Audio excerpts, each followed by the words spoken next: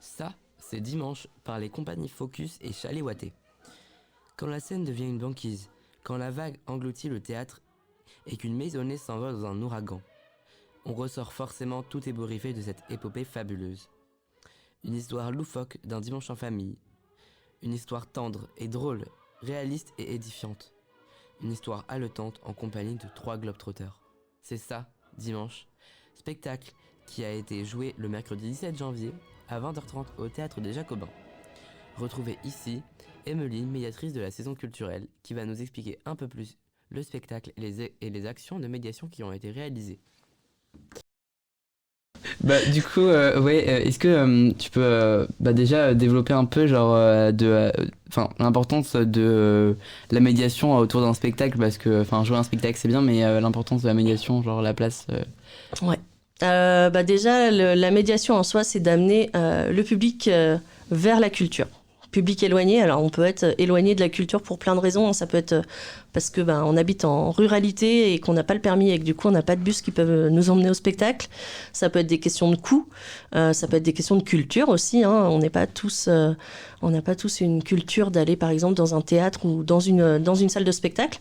Et donc là, l'idée c'est à la fois d'emmener le public vers le spectacle, donc ça peut être d'abord une découverte du lieu, mais c'est aussi d'apprendre du métier de comédien, du métier d'artiste, du métier de technicien. Donc ça se passe souvent autour de rencontres entre les équipes artistiques ou les régisseurs des compagnies et le public. Voilà, et donc pour le spectacle, est-ce que tu peux développer sur ce qui s'est passé Ouais, alors on a eu tout d'abord sur la scolaire, donc ils ont joué. On a accueilli le spectacle mardi et jeudi en séance scolaire et on avait notamment la faculté des métiers de Saint-Malo. Donc en fait, c'était des élèves de CAP hôtellerie-restauration. Donc ça peut paraître un peu surprenant de se dire on fait de la médiation autour de la restauration et du théâtre. Et en fait, justement, je trouvais que c'était intéressant comme angle d'approche. En gros, ils avaient en petit groupe un exposé à rendre et choisissaient chacun une thématique. Mais il fallait que ce soit en lien entre la nourriture et le théâtre.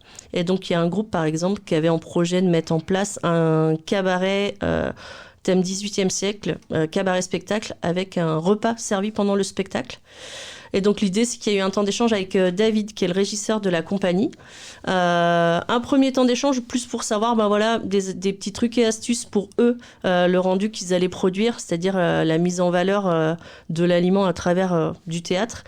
Donc c'est comprendre ce que c'est qu'une lumière chaude, une lumière froide, comprendre comment on peut faire de l'illusion d'optique, parce qu'il y a beaucoup de magie dans ce spectacle qui en fait sont liées à des illusions d'optique. Donc comment, par exemple, on oriente des faisceaux de lumière pour donner l'illusion que le kayak, il y a un kayak pendant le spectacle, on a vraiment l'impression qu'il est en train de nager, il est vraiment sur l'eau, sur la scène, alors que c'est vraiment juste des gros guillemets, des faisceaux de lumière qui sont mis à un instant T dans la bonne direction. Donc ça, c'était super intéressant. Ils ont demandé aussi à David, lui, dans d'autres spectacles, est-ce qu'il avait déjà travaillé autour de la nourriture. Donc normalement, il leur a parlé notamment d'un spectacle qui était conçu autour d'un repas. C'est-à-dire que vraiment, ça faisait partie du scénario. Voilà, David leur parlait de leur expérience, de son expérience à lui, et de comprendre aussi comment était fait la pièce de théâtre. Et ensuite, on a pris un temps sur le plateau. C'est-à-dire qu'on est vraiment monté sur la scène après spectacle. Et là, c'était plus des questions techniques liées au spectacle. Se dire, tiens, à un moment donné, on a un porte-manteau qui plie comme ça, du fait de la chaleur, du réchauffement climatique. Et c'est de se dire comment c'est possible techniquement. C'est découvrir les matières, découvrir les astuces aussi. Beaucoup de marionnettes dans ce spectacle. Donc c'est pareil. C'était de la manipulation et de comprendre que chaque élément en fait avait plusieurs vocations. Par exemple, à un moment donné, il y a une voiture qui arrive sur scène. En réalité, c'est une table avec juste des phares qui sont incrustés dedans. Et cette table-là, elle sert déjà au début du spectacle dans une autre circonstance. Donc ça, c'était pour l'aspect avec les scolaires, thématique spécifique sur la création du décor en fait. Et la place du décor dans la mise en valeur d'un produit. Et puis dans tout autre registre, on a fait ce qu'on appelle un bord plateau. Donc un bord plateau, on le fait souvent à la saison dès qu'on peut en fait après les spectacles. C'est un temps d'échange qui va être soit entre les comédiens, les musiciens, les chefs d'orchestre en fonction du spectacle. Et donc là, il y avait un petit temps d'échange avec le public. Ce qui est intéressant, c'est que le public, il va être à la fois axé sur, comme les scolaires, hein, sur la magie de ce spectacle, parce qu'effectivement, beaucoup de manipulations et de choses qu'on essaye de comprendre, même si des fois, on n'a pas toujours besoin de savoir les trucs et astuces. Ouais, ça peut s'apparenter un peu à de la magie. Ah, mais complètement, quoi. C'est vrai que, à un moment donné, il y a un tsunami, et donc, en fait, tu vois tous les meubles de la maison qui flottent dans l'eau. C'est juste magnifique parce que c'est vraiment que des jeux de lumière et des gens qui... Il n'y a rien d'électronique en fait dans les jeux, dans tout ce qui se passe dans ce spectacle. C'est que de la manipulation humaine.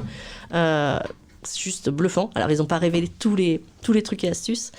Et dans le bord plateau qu'il y a eu en public, c'est aussi souvent des questions qui reviennent. Ça va être... les formations. Les gens sont très curieux de savoir en fait quelles études les comédiens ont pu faire en fait pour arriver à faire ce métier-là. Donc là, on avait du circassien, on avait de l'école de mime, école de marionnette, école de danse. Ça permet aussi de comprendre que ce spectacle-là, en l'occurrence, il est beaucoup, beaucoup joué. C'était la 321e, il me semble, représentation qu'ils faisaient. Ils la jouent dans énormément de pays. Et donc, en fait, sur chaque rôle de ce spectacle, que ce soit comédien ou technicien, ils sont 3 et ils tournent. C'est-à-dire qu'ils ne jouent pas toujours tous ensemble, mais il y a toujours 3 personnes qui sont capables de faire exactement chaque rôle et chaque poste de technicien. Et en plus, c'est une collaboration entre 2 compagnies. C'est ça. Alors, 2 compagnies, plus une 3e en France pour le fait de pouvoir les produire en France. Donc, en fait, c'est Focus et Chali Watté, c'est des Belges. Et il y a tout un jeu de filmographie aussi, c'est-à-dire qu'à un moment donné, ils sont en expédition, donc ils ont une caméra, les comédiens ont une caméra sur scène, et par moment, derrière, il y a un écran géant qui projette ce que la caméra filme. C'est comme si, en fait, on était juste en face d'eux. Par exemple, des petites choses toutes bêtes, à un moment donné, on voit un ours polaire, la caméra filme, la caméra tombe dans l'eau, et on voit une patte d'ours polaire qui récupère la caméra, et ça, c'est 0 effets spéciaux d'ordinateur. C'est une piscine, une bâche et genre un gant patte d'ours, quoi. Enfin, ouais, c'est vraiment... Et c'est ça de A à Z, juste magnifique. Et puis dans les bords plateaux aussi, pour exemple, après, je pourrais en parler des heures, donc je vais faire court. Ce qui était intéressant, c'était il y a une personne qui a posé la question, qui dit, voilà, pourquoi est-ce que ce spectacle, il s'appelle Dimanche ?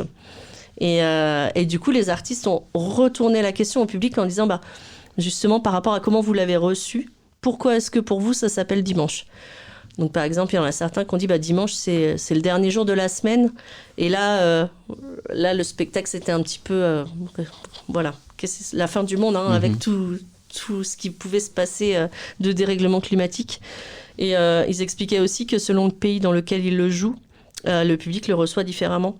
Ils ont, par exemple, été, je crois que c'était aux États-Unis, où aux États-Unis, voilà, des inondations, des tempêtes, ils en vivent beaucoup, des tornades aussi.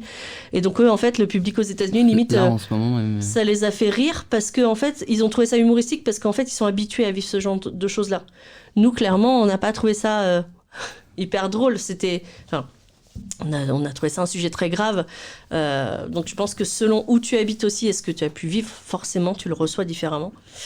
Donc en tout cas, voilà, tout ça, c'est hyper riche, c'est des échanges avec les compagnies et on essaye de le faire au maximum quand on peut.